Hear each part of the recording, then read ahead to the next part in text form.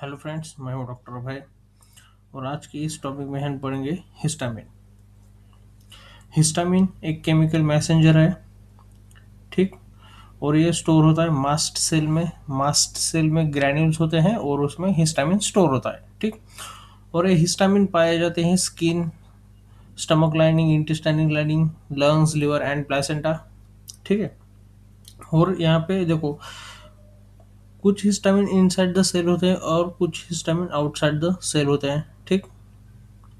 जो inside the cell जो जो histamine inside the mast cell वो क्या है, स्लोली रिलीज हो जाता है, ठीक है। और जो आउटसाइड द मास्ट सेल है वो क्या है, क्विकली यूज्ड अप हो जाते हैं एंड क्विकली रिप्लेस हो जाते हैं।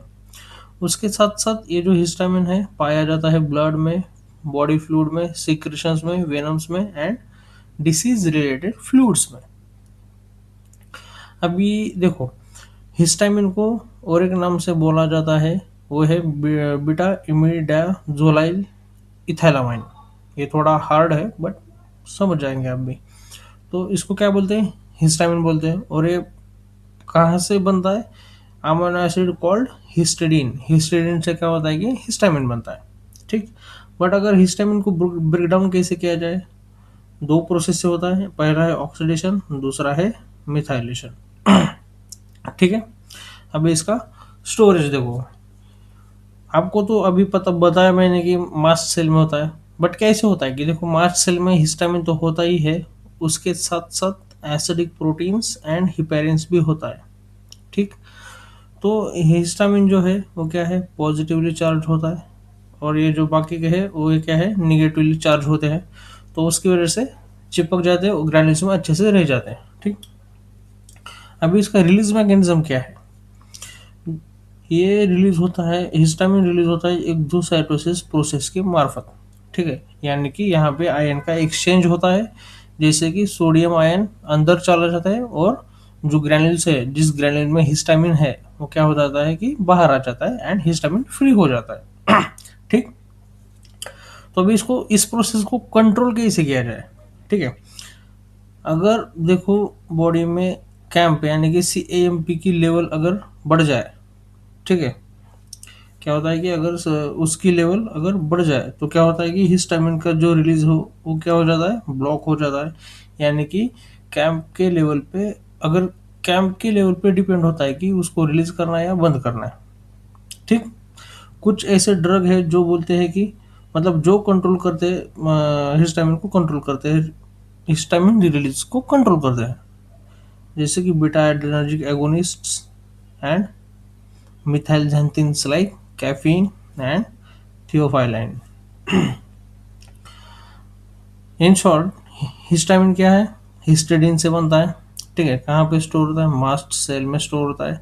एंड रिलीज कैसे होता है, आयन एक्सचेंज के प्रोसेस मार्फत, ठीक है। And control by camp. अगर समझो अपन ओरली लेंगे हिस्टामिन तो क्या होगा कि इमिडिएटली लीवर उसको क्या कर देगा कि डिस्ट्रॉय कर देगा एंड उसको मतलब ये कर देगा, ब्रेक डाउन कर देगा उसका, ठीक है। चलो अभी फार्माकोलॉजिकल एक्शंस देखते हैं, ठीक। तो सबसे पहले आता है ब्लड वेसल, ठीक है। ब्लड वेसल में देखो क्या होता है कि जो हिस्टामिन है स्मॉल ब्लड वेसल पे क्या करता है, काम करता है और उसको क्या करता है कि डायलेट करने लगता है। स्मॉल ब्लड वेसल को हिस्टामिन डायलेट करता है, ठीक। अगर यही हिस्टामिन को अगर अपन अंडर द स्किन देंगे यानी कि सबक्यूटेनियस देंगे तो वहां पे अपन को फ्लशिंग यानी कि रेडनेस दिखाई देगा, वार्मथ यानी कि वहाँ की स्किन गर्म लगेगी, थोड़ा सा गर्म गर्म फील होगा वहाँ पे, हार्ट बीट थोड़ा सा फास्ट होंगे and more blood pump by heart. Heart क्या करेगा, थोड़ा सा और ज़्यादा ब्लड पंप करने लगेगा, ठीक। अगर समझो अपने ये हिस्टामिन अगर अपने IV दिया तो क्या होगा, तो यहाँ पे देखो अगर लो डोज देंगे तो क्या होगा, BP क्विकली ड्रॉप होगा वाया H1 रिसेप्टर्स। एंड अगर हाई डोज देंगे तो क्या होगा, लॉन्ग लास्टिंग BP ड्रॉप होगा वाया H2 रिसेप्टर्स।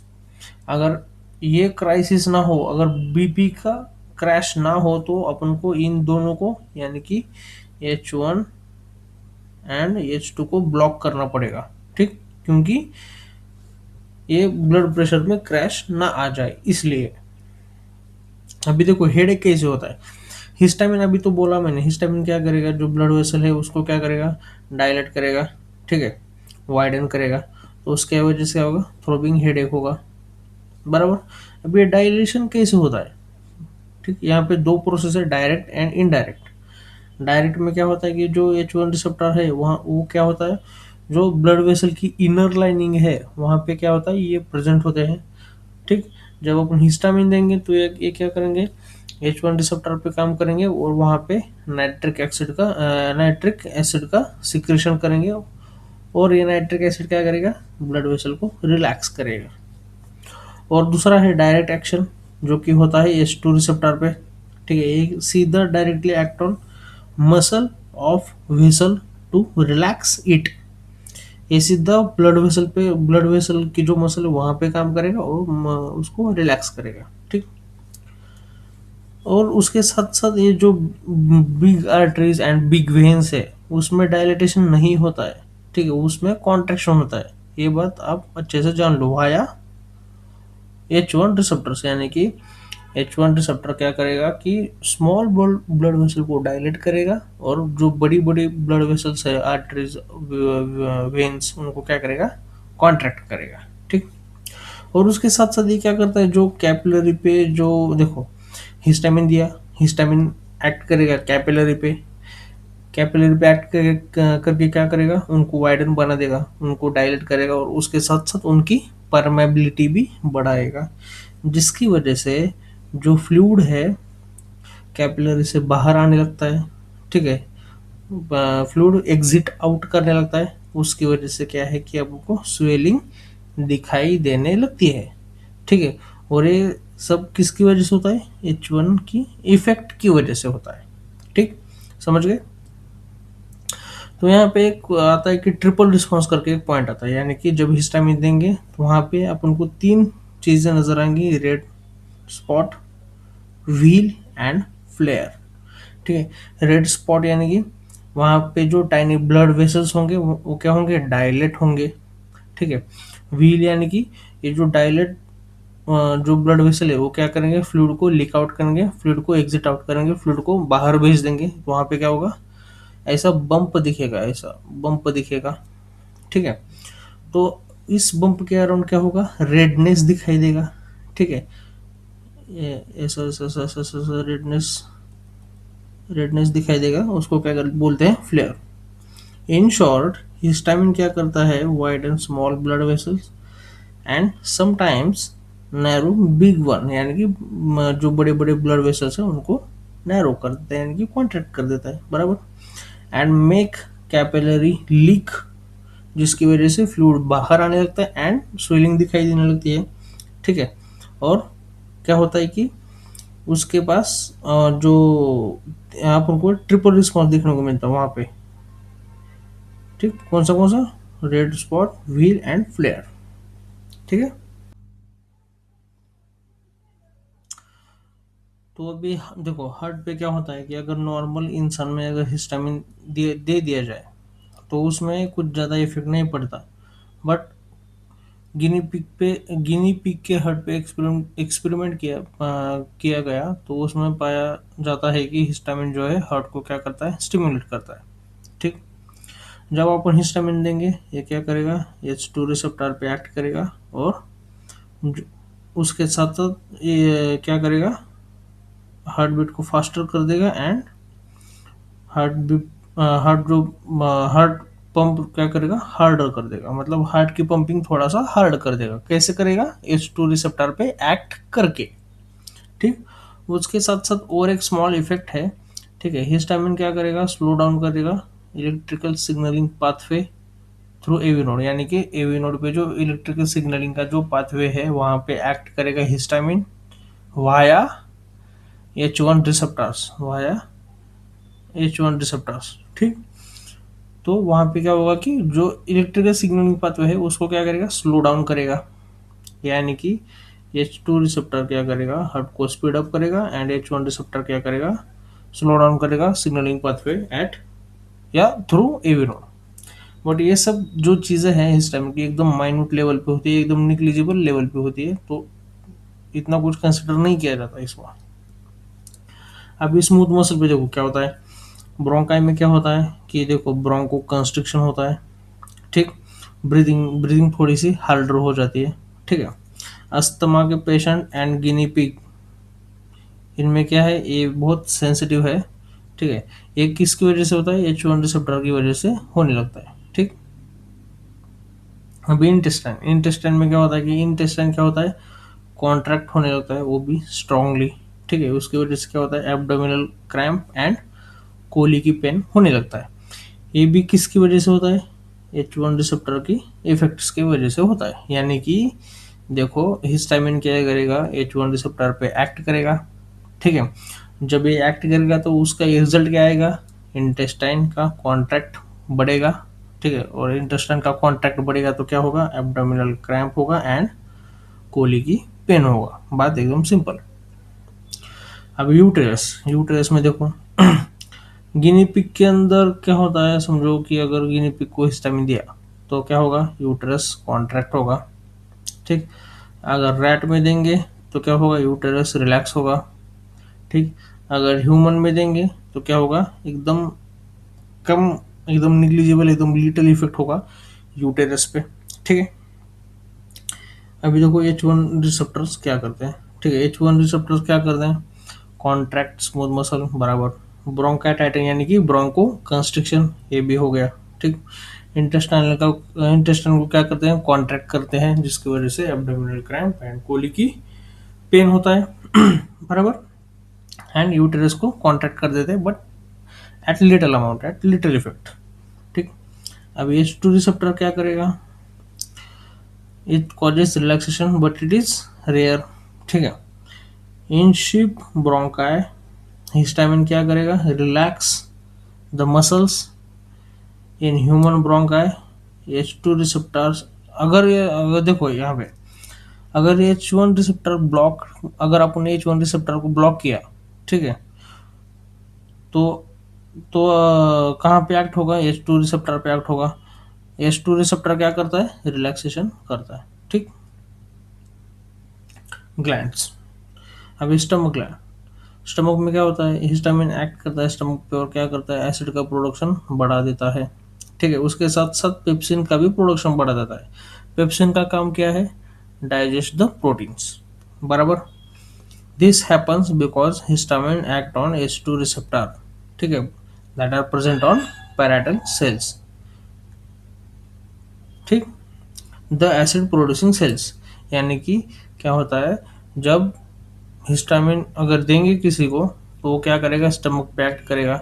स्टमक पे एक्ट किया तो क्या होगा, वो पैराइटल सेल पे एक्ट करेगा, जो कि एसिड को प्रोड्यूस करते हैं, ठीक। तो जब एसिड को प्रोड्यूस करते हैं उनको क्या करेगा, स्टिमुलेट करेगा एंड क्या होगा, एसिड का प्रोडक्शन बढ़ाएगा और उसके साथ साथ पेप्सिन का भी प्रोडक्शन बढ़ाएगा। पेप्सिन का इंपॉर्टेंस क्या है, ये क्या करता है, प्रोटीन को डाइजेस्ट करने में हेल्प करता है, ठीक। अभी ये काम कैसे करता है, ठीक है। हिस्टामिन क्या करेगा, H2 रिसेप्टर को क्या करेगा, बाइंड करेगा, तो क्या होगा, कैम की लेवल बढ़ेगी, ठीक है। तो क्या होगा, अगर कैम की लेवल बढ़ गई तो क्या होगा, प्रोटॉन पंप जो है उसको क्या होगा, ये क्या होगा, स्टिमुलेट होगा। और एक बार वो स्टिमुलेट हो गया तो H+ आयंस क्या होंगे, स्टमक में आना चालू हो जाएंगे, यानी कि एसिड स्टमक में आना चालू हो जाएगा, एसिड का प्रोडक्शन बढ़ जाएगा। तो अदर सिक्रेशन में क्या आता है कि देखो ये इंक्रीज करता है सिक्रेशन, सलाइवा सिक्रेशन को बढ़ाता है, टीयर्स मतलब लैक्रिमेशन करवाता है, सलाइवेशन करवाता है, ठीक है। In simple words, histamine strongly increases stomach acid through H2 receptors and it activates proton pump via CAMP। अभी सेंसरी नर्व, हिस्टामिन क्या करता है, जो सेंसरी नर्व जो है उनको क्या करता है, उनके एंड को क्या करता है, स्टिमुलेट करता है। उसकी वजह से अब उनको क्या होता है, इचिंग होने लगती है, ठीक है। और ये इचिंग कब होगी, जब अपन इंजेक्ट करेंगे, कहाँ पे, सबक्यूटेनियस एंड आईवी। जब अपन आईवी एंड सबक्यूटेनियस इंजेक्शन देंगे हिस्टामिन का, तो हिस्टामिन क्या करेगा, नर्व एंड को स्टिमुलेट करेगा, जिसकी वजह से अब उनको इचिंग होगी। समझ गए ये बात। अगर ये हो गया स्मॉल डोज में, ठीक है।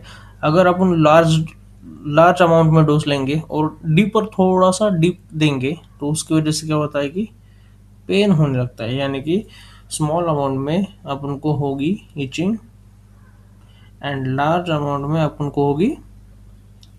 को होगा पेन। ठीक। Autonomic ganglia and adrenal medulla. ठीक है। हिस्टामिन क्या करता है, स्टिमुलेट करता है ऑटोनॉमिक गैंग्लिया को और उसके साथ साथ एड्रिनल मेडुला को। ठीक है, वो भी inner part of adrenal gland. ठीक। तो अभी इसको एड्रिनल ग्लैंड को स्टिमुलेट किया तो क्या होगा, एड्रेनलिन रिलीज होगा, और जब एड्रेनलिन रिलीज होगा तो ब्लड प्रेशर बढ़ेगा। और आपको तो पता ही है कि हिस्टामिन क्या करता है, usually lower blood pressure by dilating vessels, यानी कि यहाँ पे एड्रेनलिन ब्लड प्रेशर बढ़ाता है और यहाँ पे ब्लड वेसल को डायलेट करके क्या होता है कि हिस्टामिन क्या करता है, ब्लड वेसल को डायलेट करता है, उसकी वजह से ब्लड प्रेशर कम होता है। यानी कि ये दोनों इफेक्ट एक दूसरे को काउंटरैक्ट करते हैं। ठीक, मतलब यानी कि ज़्यादा कुछ फर्क नहीं पड़ता। समझ गए ये बात। यानी कि सिंपल वर्ड्स में अगर बताया जाए तो हिस्टामिन क्या करता है, नर्व सेल को एक्टिवेट करता है एंड एड्रेनल ग्लैंड को एक्टिवेट करता है। तो उसकी वजह से क्या होता है कि एड्रेनलिन सीक्रेट होता है and it shoot the BP. अभी सीएनएस में देखो क्या होता है, पहले तो हिस्टामिन ब्रेन में जाता ही नहीं है। अगर तुमने आईवी दिया या सबक्यूटेनियस भी दे दिया तो क्या ब्लड ब्रेन बैरियर को क्रॉस नहीं करेगा अनटिल एंड अनलेस अगर अपन ने डायरेक्टली ब्रेन में दिया तो ही ब्रेन में जाएगा। ठीक है, आप आईवी दो, आप सबक्यूटेनियस दो, आप ओरली दो, आप कैसे भी दो, तो क्या होगा, वो ब्लड ब्रेन बैरियर को क्रॉस नहीं करेगा। जब आप डायरेक्टली ब्रेन में देंगे तो क्या होगा, उसका इफेक्ट ब्लड प्रेशर बढ़ेगा, हार्ट टैकेकार्डिया होगा, अलर्टनेस बढ़ेगा। ठीक है, हाइपोथर्मिया होने लगेगा, वोमिटिंग होने लगेगी, एडीएच यानी कि एंटी डायरेटिक हार्मोन रिलीज होने लगेगा। ठीक। और ये किसकी वजह से होता है, यहाँ पे दोनों रिसेप्टर काम करते हैं ब्रेन में, H1 एंड H2, ये दोनों रिसेप्टर पे एक्ट होता है हिस्टामिन, और उसकी वजह से ये सब चीजें होने लगती है। इन द सिंपल वर्ड्स, ठीक है, histamine normally cannot reach the brain, यानी कि ब्लड ब्रेन बैरियर को क्रॉस नहीं करता। सिंपल, अभी बताया मैंने। जब अपन सीधा ब्रेन में इंजेक्शन देंगे तब क्या होगा, ब्लड प्रेशर बढ़ेगा, हार्ट रेट बढ़ेगा, अलर्टनेस बढ़ेगी, वोमिटिंग, हाइपोथर्मिया। ठीक है, एंटी डायरेटिक हार्मोन रिलीज होगा, और इसमें इन्वॉल्वमेंट किसकी होती है, H1 एंड H2 रिसेप्टर की। Thank you so much friends. अगर ये वीडियो आपको अच्छा लगा तो like, share and subscribe. Thank you.